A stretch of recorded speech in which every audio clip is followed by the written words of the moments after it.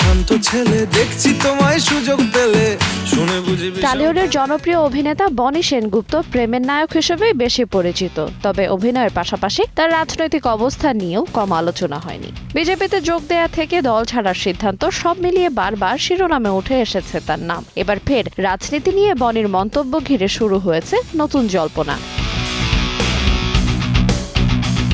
একসময় বিজেপির পতাকা হাতে বনিকে দেখা গিয়েছিল, পরে ঘাসফুল শিবিরের অনুষ্ঠানেও ছিলেন নিয়মিত। আর এবার বাংলার রাজনৈতিক পালাবদলের আবহে বনির মন্তব্য ঘিরে নতুন করে শুরু হয়েছে জোর চর্চা। 2021 সালে দিলীপ ঘোষের হাত ধরে আনুষ্ঠানিকভাবে বিজেপিতে যোগ দেন বনি সেনগুপ্ত। তবে সেই সম্পর্ক খুব বেশি দিন স্থায়ী হয়নি। পরের বছর অর্থাৎ 22 সালেই বিজেপি ছাড়ার ঘোষণা করেন অভিনেতা। অভিযোগ তুলেছিলেন প্রতিশ্রুতি রক্ষা করেনি এই দল।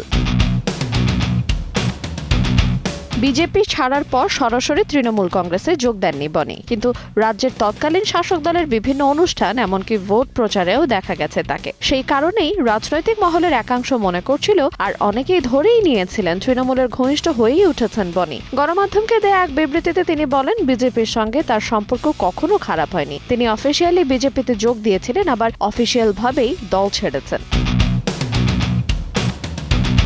অন্যদিকে রাজনৈতিক ঘনিষ্ঠতার কারণে টলিউডে ব্যান হওয়ার আশঙ্কা রয়েছে কিনা সেই প্রশ্নেও স্পষ্ট বনি। তিনি জানান, নতুন সরকারও যদি আগের মতোই আচরণ করে তাহলে দলবদল কোথায়। তবে এসব নিয়ে ভয় পাচ্ছেন না বলেই জানিয়েছেন এই অভিনেতা।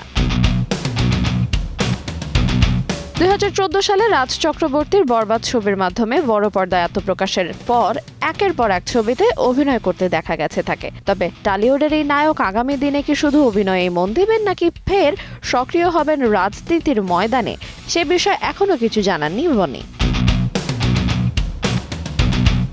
আইরিন আয়াত, সময় সংবাদ।